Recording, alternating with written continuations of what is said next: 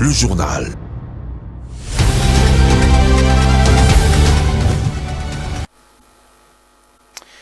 Vous êtes en direct de Kinshasa, mesdames et messieurs. Bienvenue dans cette grande édition du journal sur Mondico Télévision. D'abord, les titres de votre journal.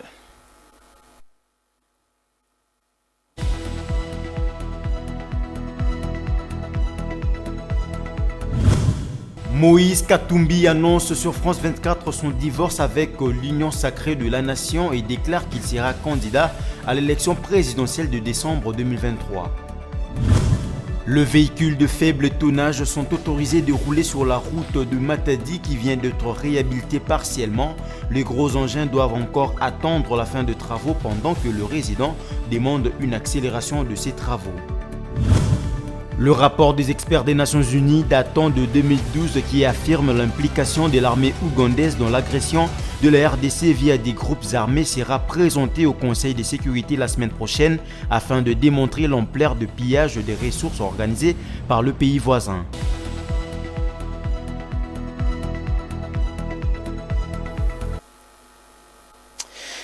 Que j'ai annoncé dès l'entame de ce journal, Moïse Katumbi vient d'annoncer son départ de l'Union sacrée de la Nation et s'est constitué candidat à l'élection présidentielle de décembre 2023.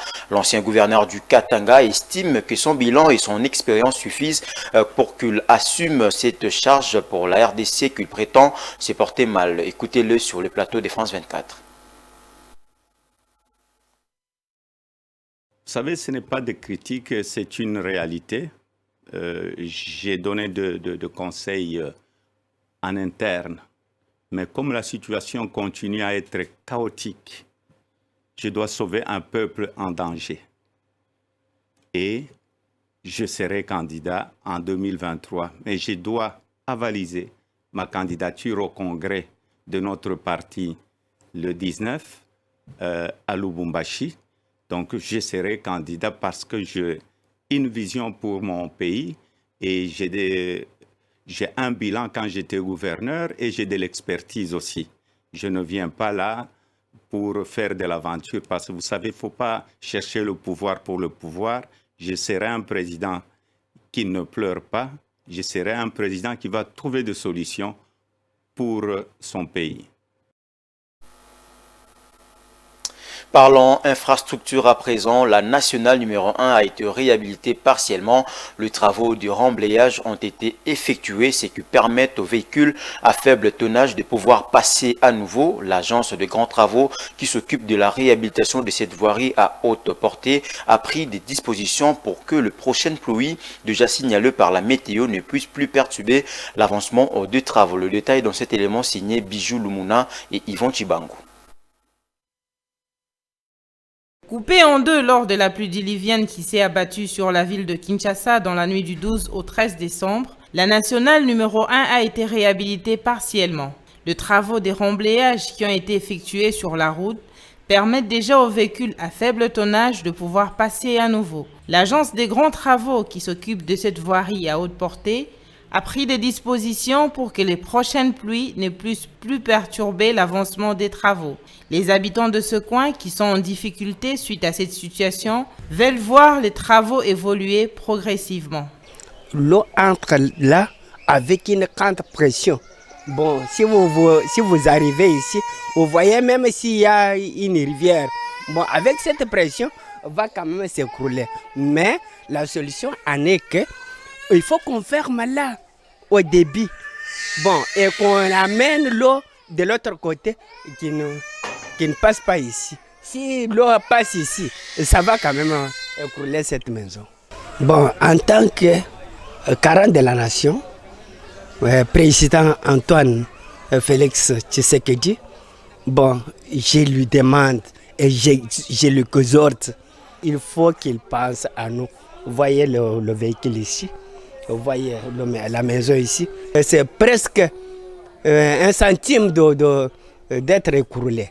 Rappelons que cette route approvisionne la ville de Kinshasa en produits agricoles, vivriers et autres venant du Congo central et de l'étranger, et que si celle-ci n'est pas réhabilitée complètement à temps, elle pourrait perturber l'approvisionnement de la ville, surtout en cette période des festivités. Le dégât causé par les pluies diluviennes à Kinshasa la nuit du 13 décembre dernier était au centre des entretiens entre le président de l'Assemblée nationale Christophe Mbosso et les élus de Kinshasa. Dans leur déclaration, le porte-parole des députés de Kinshasa a fustigé le comportement du gouverneur de la capitale congolaise et un certain nombre de ministres du gouvernement central qui refusent d'avoir une oreille attentive sur le drame qu'a connu la population quinoise. Le détail avec Martin Kayembe. Le président de l'Assemblée nationale, Christophe Mbosso, a fait les tours d'horizon de la situation des dégâts de la dernière pluie diluvienne avec les élus de Kinshasa. Cette séance de travail qui intervient avant la clôture de la session de septembre avait pour objectif d'évaluer la situation des sinistres qui connaît la capitale de la République démocratique du Congo, fief électoral des élus de Kinshasa. Kinshasa est frappé de plein fouet par les dégâts causés par les pluies diluviennes qui se sont abattues depuis quelques jours sur la ville. Et il y a eu beaucoup de dégâts, il y a eu perte en vies humaines et des dégâts matériels considérables.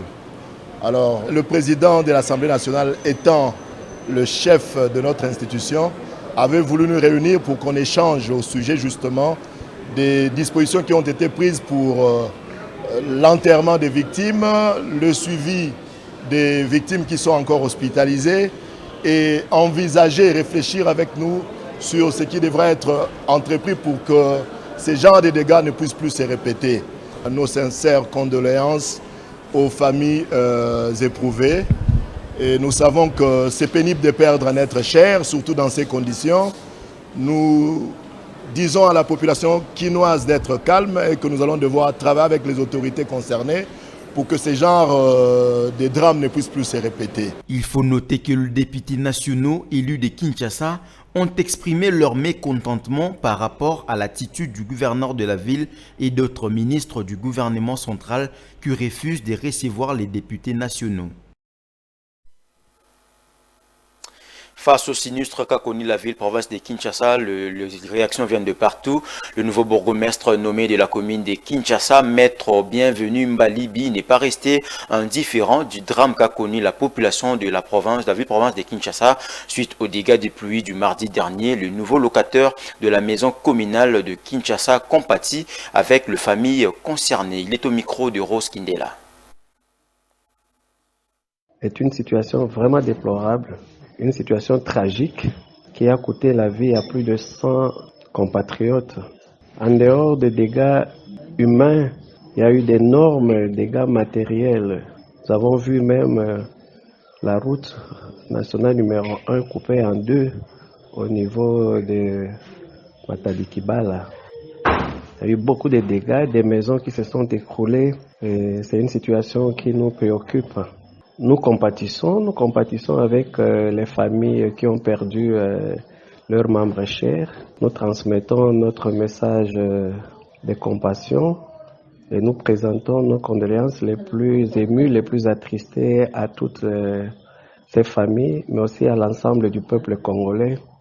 C'est ce qui a fait même que le chef de l'État puisse décréter un deuil national de 3 jours, parce que perdre plus de 100 compatriotes, nous pensons que des mesures seront prises pour que les obsèques de ces compatriotes se passent dans de bonnes conditions. Et ça, le gouvernement a déjà promis.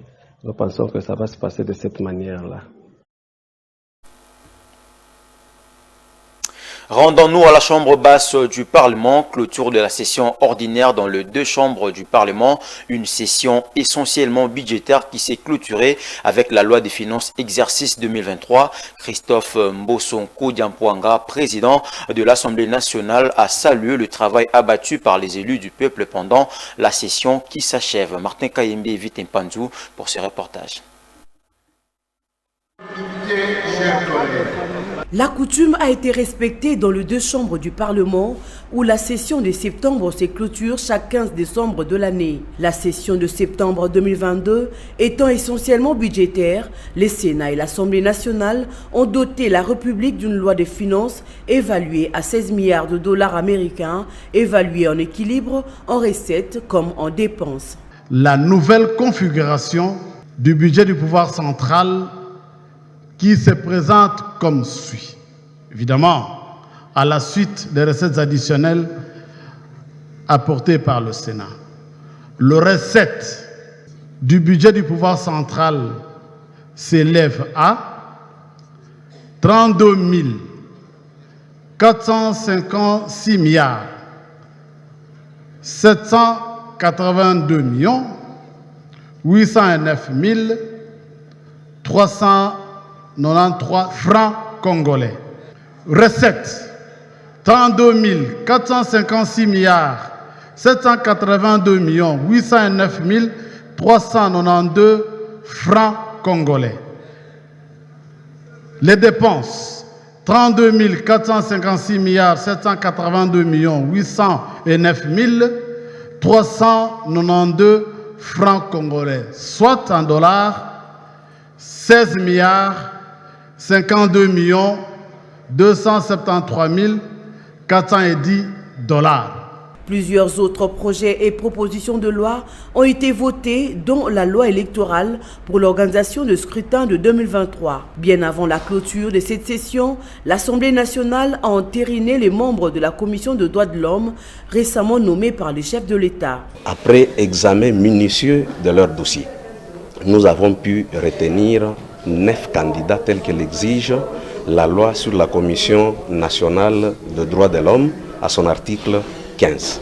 Toutes les composantes sont passées, comme je l'ai dit, chacune des composantes a droit à un poste, exception faite à la composante confession religieuse qui, elle, a 2. Et donc, je vais dire toutes les composantes se sont retrouvées. La prochaine session, c'est pour le mois de mars prochain. Examen et adoption.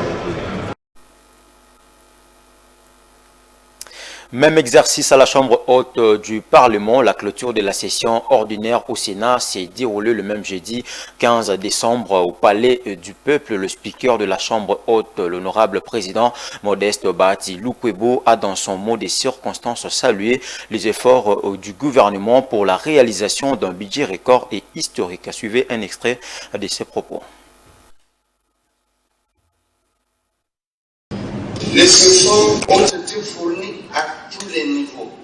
Et donc, les félicitations s'adressent et au gouvernement, et à l'Assemblée nationale, et au Sénat. Pourquoi? Parce que le gouvernement, il est parti d'un budget de 22 253 milliards pour nous présenter un projet de budget de 29 520 milliards de francs congolais. L'Assemblée nationale, à son tour, a travaillé pour accroître les recettes, les ramenant à 32 034 milliards. Donc il y a eu quand même un accroissement de 2 513 milliards de francs congolais. À son tour, le Sénat, sur de ce que le gouvernement a amélioré, ensuite de ce que l'Assemblée nationale a apporté, le Sénat a à son tour apporté un surplus des recettes de 468 milliards de francs congolais. Donc c'est ce qui nous amène finalement au finish à un budget de 32 502 milliards de francs congolais. Dans l'actualité également, les personnes drépanocytaires seront bientôt régies par une loi pouvant les aider à la prévention et les protéger contre cette maladie mortelle. Une proposition de loi a été déposée par les députés nationaux. Christelle Vouanga, l'élu de la FUNA, propose une taxe à instituer sur les jeux de paris et tels que le PMU, Paris Foot et autres. Ces fonds pourront servir de prise en charge contre cette pathologie. Suivez-les au micro de Martin Kaimbe. Nous avons déposé une proposition de loi portant prévention et protection des personnes atteintes de la drépanocytose, donc des drépanocytaires. La quintessence, c'est ces deux mots, la prévention et la protection. La prévention, pourquoi? Parce que la RDC est le 3e pays le plus affecté mondialement et le 2e pays en Afrique après le Nigeria. avec vraiment beaucoup de drépanocytaires, mais malheureusement, jusque-là, il n'y a pas des vraies décisions spécifiques, des vraies politiques étatiques pour essayer de réduire cette maladie, cette déformation génétique. Et sur le plan de la protection, évidemment, nous avons fait le droit comparé avec, par exemple, les lois sur le VIH, où les personnes qui souffrent, qui sont atteintes du VIH sont protégées. Ils ont une loi spécifique. Ils ne peuvent pas être licenciés abusivement du simple fait d'être porteurs du virus. Aujourd'hui, ils reçoivent des ARV gratuitement, tandis que les drépanocytaires ne reçoivent pas des médicaments. Et il y a un médicament qu'ils prennent quotidiennement, c'est l'Hydrea. Actuellement, l'Angola donne ces médicaments gratuitement. Et dans notre loi, nous avons proposé des pistes à l'État. Le premier palier, donc le premier niveau, c'est donner les médicaments gratuitement. Et deuxième niveau, c'est une concentration, c'est-à-dire des enfants de 0 à 10 ans gratuitement, des femmes enceintes et des personnes de 3e âge. Évidemment, nous avons aussi regardé le côté des charlatans, beaucoup de gens qui passent à la télé pour dire qu'ils guérissent totalement la drépanocytose, alors que c'est une maladie génétique, donc incurable. Et les familles sont abandonnées, ils donnent beaucoup d'argent à ces gens-là. Nous avons aussi pensé aux dispositions, à certaines dispositions pénales, des amendes à payer, par exemple pour des femmes qui sont répudiées de leur foyer parce qu'elles mettent au monde des enfants drépanocytaires. Donc on n'a rien oublié, que ce soit la stigmatisation ou la discrimination des personnes drépanocytaires. Processus électoral, on en parle également dans ce journal. La Commission électorale nationale indépendante a démarré la formation au niveau 4 de la cascade de formation du personnel dans la première ère opérationnelle qui est composée des 10 provinces. À Kinshasa, c'est Denis Kadima, président de la CENI, qui a procédé au lancement de la formation à l'Institut Mokengeli et de Lemba. Reportage de Martin Kayembe. Cette formation de la cascade du personnel de la Commission électorale nationale indépendante de 3 jours concerne l'ensemble des 10 provinces de la première ère opérationnelle. Il s'agit de l'Équateur, Kinshasa, Congo central, Kwango, Kwilu, Maindombe, Mongala, Nord et Sud Ubangi, ainsi que de la Chuapa. La formation est dispensée pour 27 753 présidents de centres d'inscription des électeurs et préposés à l'identification, 12 284 candidats, opérateurs de saisie et 12 159 préposés polyvalents. La formation qui démarre aujourd'hui sur l'ensemble des 10 provinces, ainsi donc 50 224 participants à cette formation vont apprendre à appliquer les procédures sur l'opération d'identification et d'enrôlement des électeurs, mais aussi sur la façon d'utiliser le kit d'enrôlement, les panneaux solaires et le matériel de transmission. Vous êtes impérativement appelés à maîtriser ces aspects de la formation qui donnent un sens à l'opération d'identification et d'enrôlement des électeurs qui va durer 9 jours.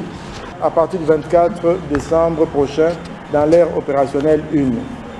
Chacun de vous a donc l'obligation de comprendre clairement les innovations introduites dans cette opération, telles que la capture de l'iris et encore la prise en charge de l'application de pré-enregistrement des électeurs. Ces innovations vont améliorer des aspects de cette opération capitale pour la tenue effective des scrutins prévus le 20 décembre 2023. Le centre d'inscription doit fonctionner sans interruption de 7h à 17h. Vous êtes tous appelés à respecter le serment que vous allez prêter à la fin de votre formation. Ce serment va engager votre responsabilité. Tout acte d'improbité, d'injustice ou de malhonnêteté, tel que distribution frauduleuse des jetons en dehors du centre d'inscription, ou tout comportement incompatible avec la mission de la CENI seront sévèrement punis. Le président de la CENI a rappelé que la durée d'actualisation du fichier électoral est de 30 jours dans chaque ère opérationnelle.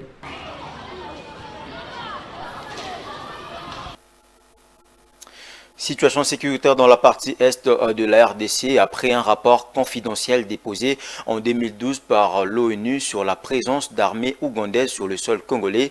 Les experts du Conseil de sécurité des Nations Unies vont présenter la semaine prochaine un rapport incriminant l'armée ougandaise dans les opérations d'agression militaire de la République démocratique du Congo. Melkisedek Kibonge.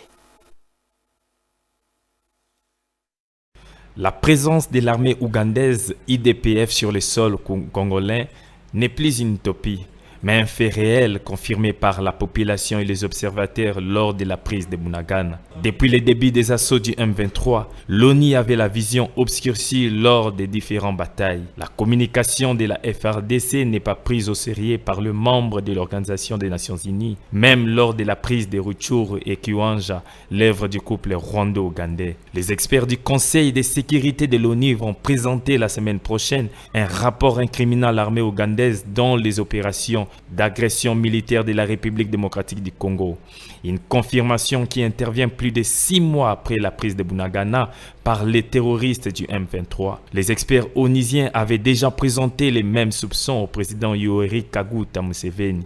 Un rapport confidentiel a été déposé en 2012 par l'ONU contre ces derniers, selon lequel le dé armait les rebelles du M23. Rapport rejeté par Okello Oryem, ministre des Affaires étrangères de l'époque. En 2014, les experts onusiens en ont fait mention une seconde fois lors de la publication du rapport annuel de ces groupes d'experts des Nations Unies enquêtant sur la situation dans l'Est de la République démocratique du Congo. C'était là un commentaire signé Melkisedek Kibonge. Restant toujours dans le même ordre d'idées, situation sécuritaire dans les territoires de Rutshuru et Masisi, ainsi que la multiplicité des barrières. Les deux questions ont été au centre d'une audience que le gouverneur militaire a accordée le jeudi 15 décembre à Goma à la communauté Tutsi des Masisi, en cette période où la province du Nord Kivu fait face à l'insécurité dans plusieurs territoires. Le lieutenant-général Constant Ndima a dit compter sur l'apport de toutes les communautés pour ramener la paix. Images et commentaires.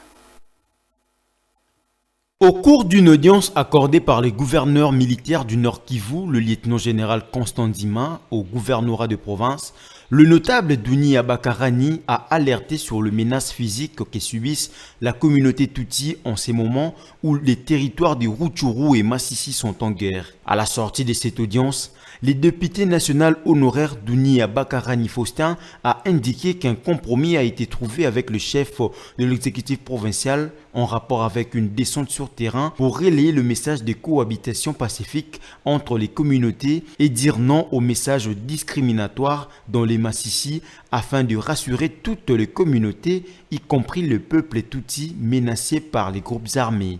Nous devons ensemble avec l'autorité provinciale, organiser des descentes sur terrain pour passer le message de cohabitation pacifique, essayer de rassurer toutes les communautés, y compris la communauté Tutsi, qui est indexée, qui est menacée par les groupes armés. Il ne faisait qu'inquiéter la minorité Tutsi. Il fallait avoir une assurance de la part du gouverneur. Vous parlez aussi d'autres questions, notamment la multiplicité des barrières dans le territoire de Masisi. Selon lui, la rencontre avec le gouverneur militaire du Nord Kivu était aussi une question d'échanger sur la prolifération des barrières dans les territoires de Masisi où la population ne fait que payer les pots cassés et entre la ville de Goma et Kichanga, il y a plus de 5 barrières. Cela est une situation très anormale. Le conseil n'est pas spécialement le groupe Tutsi, mais nous sommes là pour parler avec tous les groupes qui sollicitent de voir où, si nous avons besoin aussi de le voir. Et ce que vous avez déjà fait, c'est un grand pas pour nous. Signalons que les membres de la communauté Tutsi vivant dans l'est de la République démocratique du Congo se disent victimes de menaces, préjugés et arrestations arbitraires en cette période de conflit avec le M23, un mouvement terroriste que Kinshasa accuse d'être soutenu par le Rwanda.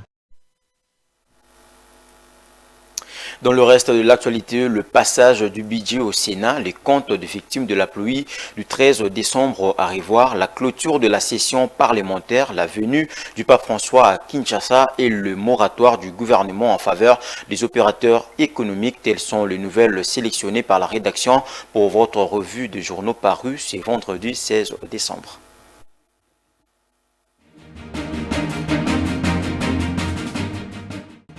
La tempête des tropiques, mesdames et messieurs, nous rapporte que le budget 2023, porté à 16 milliards de dollars, a finalement été adopté le mercredi 14 au Sénat avant la clôture de la session ordinaire de septembre à décembre 2022, qui est intervenue, elle, le lendemain, c'est-à-dire le 15 décembre. Cela après 15 jours d'intenses travaux en commission et en plénière. La particularité de cette loi des finances est que de l'enveloppe arrêtée à l'Assemblée nationale à la hauteur de 15 milliards 8 millions de dollars, le Sénat y a ajouté plus de 234 millions pour arrondir la cagnotte financière à 16 milliards. Bravo! Ouvrons une petite parenthèse avec le même journal qui apporte des nouvelles supplémentaires sur le compte des victimes de la pluie du 13 décembre dernier, dont des nouveaux corps ont été découverts à Mongafula. On parle d'au moins 15 dépouilles, d'où il est encore trop tôt d'établir un bilan définitif sur la liste des victimes. Forum des As revient sur la clôture de la session ordinaire à la Chambre haute du Parlement congolais en livrant le fond du mot de circonstance du speaker au perchoir, à savoir l'honorable président Modeste Bahati Lukwebo, qui a salué les efforts du gouvernement quant à la mobilisation des recettes. Cet accroissement, note l'article, résulte notamment de la coïncidence avec une période d'embellie des cours des produits miniers, faveur qui a permis un niveau de record jamais connu dans l'histoire de la mobilisation des recettes du pays. La prospérité se préoccupe des préparatifs de l'arrivée du pape François à Kinshasa en titrant à sa une « Pape François, la Cinco confirme l'arrivée et invite tous, catholiques et laïcs, à se mobiliser pour un accueil digne ». L'article estime que les camps politiques adverses devraient ranger leurs épées et autres armes dans leurs fourreaux, le temps de capitaliser la présence du prélat catholique sur le sol congolais du 31 janvier au 3 février 2023. Sur ce, l'Église catholique invite donc chaque chrétien à poser des actes de miséricorde, de réconciliation et d'édification de la paix et de fraternité. C'est un appel. Pour le quotidien Ouragan, loin d'être un appel, c'est plutôt un rappel que Katumbi revit le martyr. Le confrère soutient qu'à une année des élections, l'ex-gouverneur du Katanga est dans le viseur des faucons du régime, comme au temps de Joseph Kabila. L'article argue que, victime du harcèlement judiciaire, restriction de liberté de mouvement, les ennuis ne font que commencer pour lui. Salvatore Moratoire pour les opérateurs économiques salue le quotidien Le Journal, qui avise qu'en cette période des préparatifs aux festivités de Noël et de la bonne année, les opérateurs économiques congolais du pays ont de quoi pousser un ouf de soulagement avec la mesure du Premier ministre qui leur accorde plutôt leur offre du 14 décembre 2022 au 14 janvier 2023 d'oublier tous les contrôles économiques. À chacun donc d'en tirer profit. Cependant, cette exception du gouvernement devrait se ressentir sur leurs offres des prix. Bonne année, mesdames et messieurs, c'en est fini avec cette revue.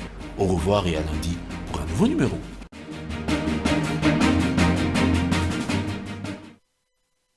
Allez, on va prendre à présent les rappels des titres.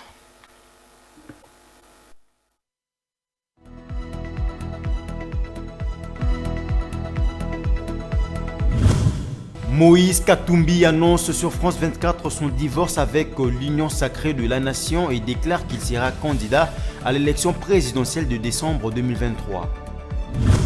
Les véhicules de faible tonnage sont autorisés de rouler sur la route de Matadi qui vient d'être réhabilitée partiellement. Les gros engins doivent encore attendre la fin des travaux pendant que le résident demande une accélération de ces travaux. Le rapport des experts des Nations Unies datant de 2012 qui affirme l'implication de l'armée ougandaise dans l'agression de la RDC via des groupes armés sera présenté au Conseil de sécurité la semaine prochaine afin de démontrer l'ampleur de pillage des ressources organisées par le pays voisin.